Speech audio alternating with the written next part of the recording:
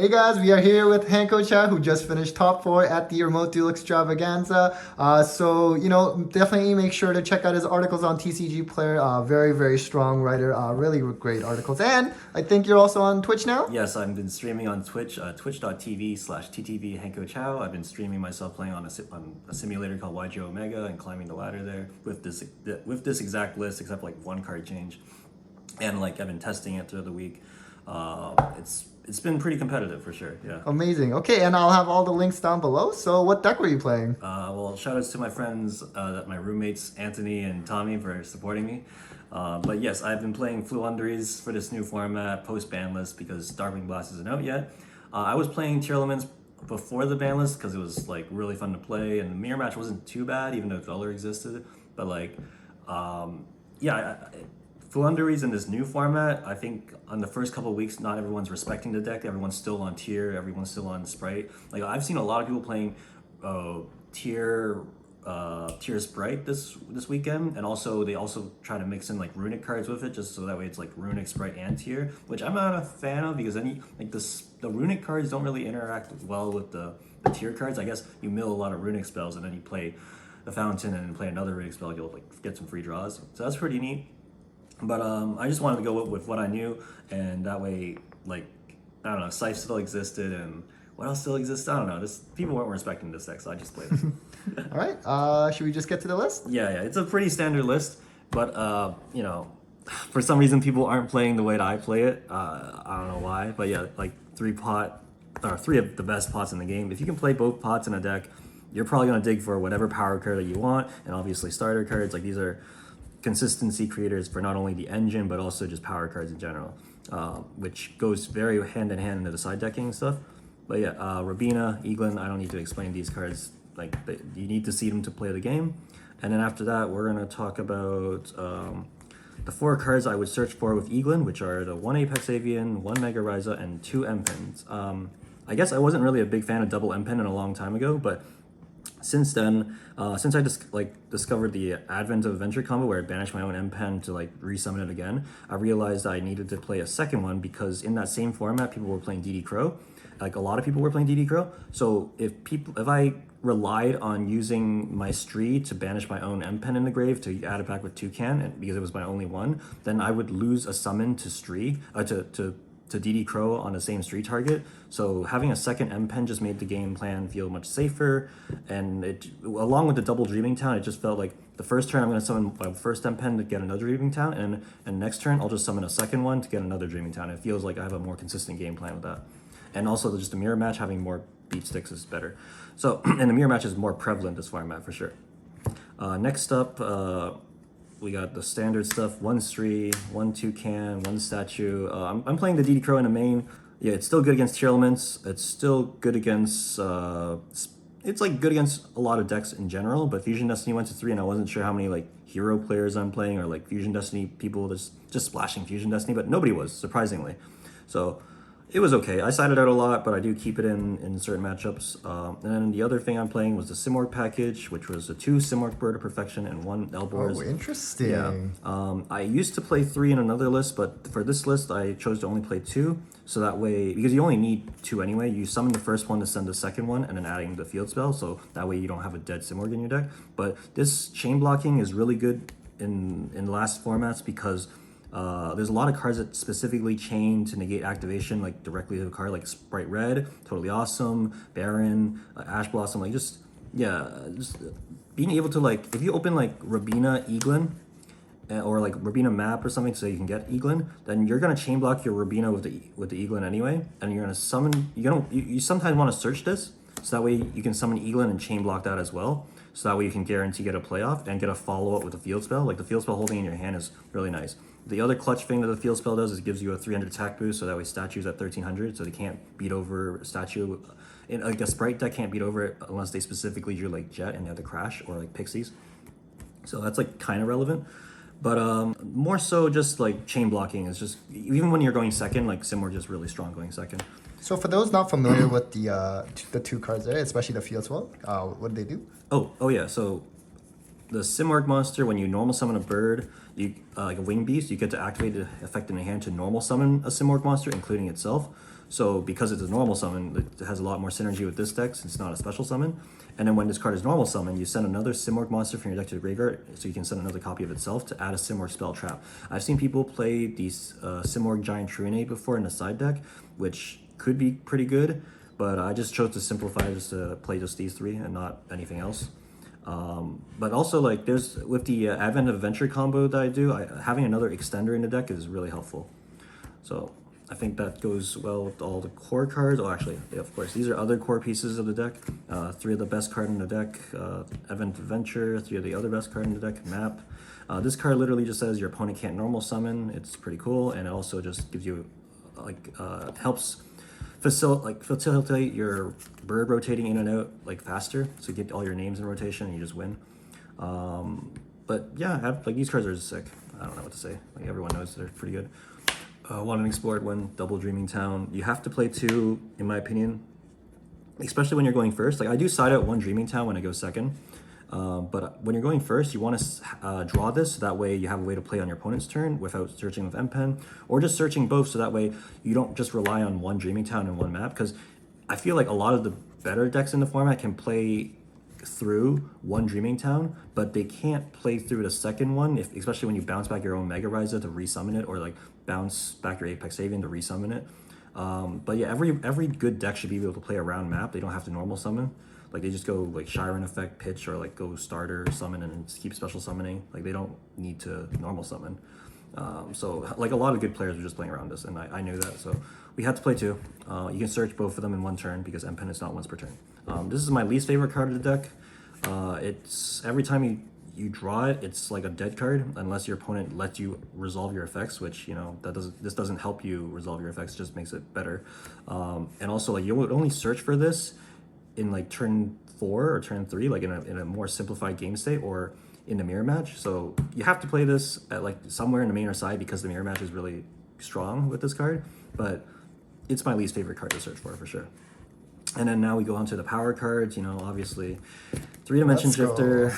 I'm pretty carried by this. I drew this a lot. Like, I don't know, I drew this a fair amount of times. I drew this like a fair amount of times. Like a good Flunder player. Yeah. The reason to play the deck isn't just to play this. Obviously, there's like Statue is the reason to play this deck, or Dreaming Town, or like M-Pen. Like, this is just one of the many good cards in the deck.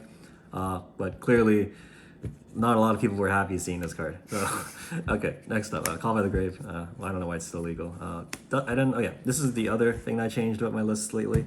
I chose to main deck 3 Cosmic Cyclone and a Duster, because I wanted to respect Runic Library. I wanted to respect Tier Element Solic and Sprite Smashers. I wanted to just respect like the mirror match as well. So like, these cards were good in those kind of situations. Like, I don't think Dark Ruler was that good in the main deck, but it's just like, even if I go first, I can set this card and like hit something with it. Like, it's just felt like another good going first and second card for sure. And it worked out. I could be wrong about this, but I mean, I felt like this choice worked out into me. Okay. Next, this is the extra deck that is irrelevant. Like, I never summoned a single one of these cards. It doesn't even have to be this way. It could be just 15 Sky Striker cards, or like 9 Ojama cards and whatever. So it could be whatever. These are irrelevant. And then the side deck, 3 of the best cards in the game, Harpy's Featherstorm. Yeah, it's only the best card if you have a Wind Beast, which, I mean, so it could be a bricky card at the same time. I was playing Trap Trick along with this, but I realized in playtesting, Trap Trick was kind of like, it conflicted with Dreaming Town a lot, because I would open Dreaming Town, and I would open Trap Trick too, and then I'd be like, wait, I have to Dreaming Town first before I play the Trap Trick or something, and it's like, doesn't feel right. Then we got Floowandereeze and the Scary Sea. It's a searchable turn skip against Sprite. So I was playing this last format, and I'm still playing it now because Sprite is still relevant. I don't know why people aren't playing this card. This card just denies Sprite, because Sprite is like a very popular matchup that uses a special summon mechanic that doesn't start a chain. Like, this is really bad against tier elements for sure. Like, you don't side this against tier elements, but against Sprite, it's a turn skip. Like, I don't know. What does this one do? So if your opponent special summons, and it's a special summon that wasn't from an activated effect, so like, you know, when they just special summon Sprite Jet, or special summon like Blue, or XYZ into Gigantic, or Link into Sprite Elf, then you can activate this to negate the summon, so it's like a Black Horn of Heaven, and then you return it to the hand. So I guess it's not that good against Jet and Blue, but I mean, it's still like, for the rest of the turn after this resolves, your opponent can't special summon. Right, which So, is like, amazing. Yeah, like it's a lingering condition that you put them in, but they can normal summon up to 3 times. You know, congratulations. Like that's still it's really good. Searchable, and you can recycle it because it's a Floowandereeze card. You can 3/2 Candace back, and then your opponent's just like, wow, I had to deal with statue, and now I have to deal with this, or you know, just more turn skips. Really good card. As long as Sprite is still in the format, this card's still good. Next up, some other obvious cards like Lightning Storms is really good this format. I think even though like against Runic, like a pure Runic deck, this card would be not that good because they can chain a Runic spell to summon out Hugin to protect their cards. But against a Runic Sprite deck, they would usually have Sprite Elf and EMZ, so that means that they can't use their quick play spell to summon Hugin to the EMZ because it's full. So you can use this to blow up the library, or not the library, the fountain and the Sprite Smashers, and just every matchup this feels like it's a pretty solid card. Like like a lot of people blind scoop against me, and I would just side in these 6 cards, and they're overall generally good against a lot of matchups. So not really much else to say. Like not a lot of people are playing Lord of Heavenly Prison, so I guess Lightning Storm is still good. I could be playing evenly, but I felt like having a main phase 1 effect is much better, so I can have a battle phase. Next up is 2 more DD Crows. You know, Tier Element is a good deck, so I noticed that there's a lot of people like hyping up like Tier Element mid range, so it's like a Tier Element pure deck with like a lot of hand traps that are trying to simplify the game state to their favor. So you want to play cards that like also trade with them too, like just DD Crows, because they're gonna hand trap you. You want to hand trap them, and it's good. But DD Crow is also really good because Math Mech is a deck, and you want to have more ways to out the Math Mech trap, because if the trap hits and you don't have a DD Crow or Call by the Grave or Ghost Spell, it feels really bad because you want to DD Crow their Math Mech Diameter, the one that like gives the XYZ an Omni Negate, and that way their trap only summons the other guy, and then like you're actually like in a much better position for sure. So that's really nice. And I did play against Math Mech in the semifinals, but I mean, didn't really help me there. But it in theory it does. And the last 3 cards are like kind of iffy to me. I was like kind of not sure about these, but oh well, a Mystic Mine, a Terraforming, and a Forbidden Chalice. So this is like the last card choice. We'll talk about that in a sec. But Mystic Mine is still relevant. Even against like Math Mechs, you want to have like this card as well, so that way after because if you can't play through the trap or play, if you can't beat the trap, you gotta stall them out with Mystic Mine, or just play the Mystic Mine so that way they can't flip the trap on you. But also like people like droll me or turn skip me with other cards, like this card is generally good, but obviously I have to think about the matchup and be like, do they play like Sprite Smashers, or do they play like Runic spells like the Runic Destruction or Conquistador or other cards that like beat this card? Then I'll be like, maybe I'm hesitant to side this in. So like I barely sided this in at all this event, but I felt very safe to side this in along with Terraforming, so that way if I side into Mystic Mine, I would probably side this in as well. But also if I didn't need to side us in, but I wanted to side out like DD Crow or something, I just side us in, so it's another consistency card. So it was like a neat spot. And then Chalice was like, whatever. It was Change of Heart before, and then I like before this event I swapped it in for Chalice because it has more interaction in the mirror. I can like negate Apex Avian with the Chalice, or just it just felt generally safe this format.